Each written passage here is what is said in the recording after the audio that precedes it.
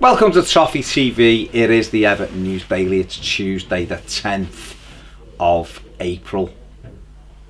13 years ago today, James Vaughan became the youngest ever goal scorer in the Premier League after scoring Everton's fourth goal in a 4-0 home win against Crystal Palace, and that record still stands today. So it's right, Vaughany. Let's get on to the news today. Laurent Blanc, or Laurent Blanc as they like to call him, is the latest manager to be linked with the Everton job. Yeah, what can you say? Former Manchester United defender, former France manager, has got a good reputation, I think, as a manager, but this is one I just don't see happening, despite the link, to be honest with you. It's a little bit left field, but I suppose you're always going to get these, and with these links you don't know whether it's the agent or whether it's a genuine link. But I just find it interesting. Said yesterday that there was a bit of a feeling yesterday that the Sharks were circling on Sam Allardyce for the first time, and then we left the studio and Graham Sharp apparently had said that he's not sure Sam Allardyce is the right fit for Everton, and he'd like to think that the new man has been given instructions by Farhad Moshiri to monitor Everton's last half a dozen games or so to make decisions on players ahead of next season, because we need the new manager in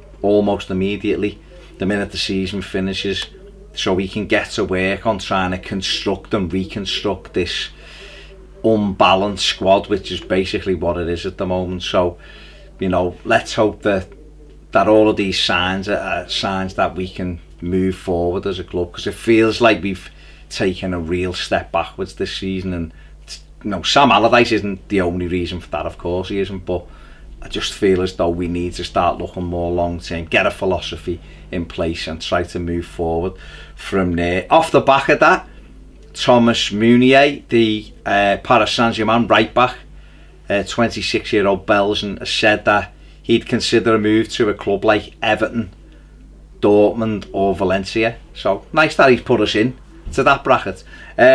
He's not got enough game time because of obviously Dani Alves' form. He's highly rated, the 26-year-old, but we've got Seamus Coleman who plays in that position, and obviously John Joe Kenny as well, Mason Holgate. So I'm not sure, again, this is a link that would go anywhere. If he was a right back or a centre back, you'd go, yeah, I can see that, but I don't know. We'll obviously have to watch this space. Everton under 23s were in action last night, lost 4-0 against West Ham United. It was a game that saw Boris Mathis, who's just returned from Northampton. He was sent back after Dean Austin, their manager, said he needed players around the group who wanted to play for the football club, hinting that maybe Boris's attitude mightn't have been what he needs at that time. Mathis came back and played in that game, and it was a game that also saw a surprise return for Shani Tarashay, who was signed by Roberto Martinez a few years ago and hasn't been seen for a while. Went out on loan, had a knee injury and has been missing, but he returned last night. Apparently he was not great. I'm not saying what Ped's saying off camera. He didn't have the greatest return to action, but listen, been out for a long time, gonna be ring rusty, needs to play more games before anyone can assess him.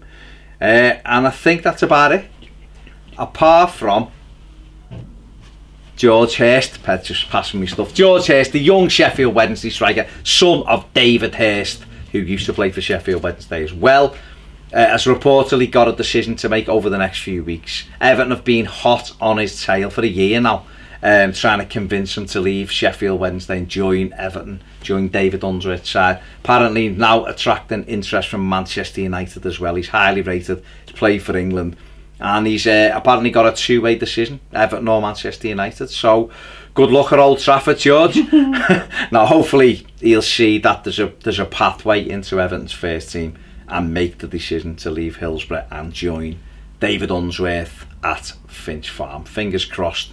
That is it for your Everton news today. If you haven't subscribed, please do so. It takes a second. Click the bell notification button. If you want more videos, join us on Patreon. See you later.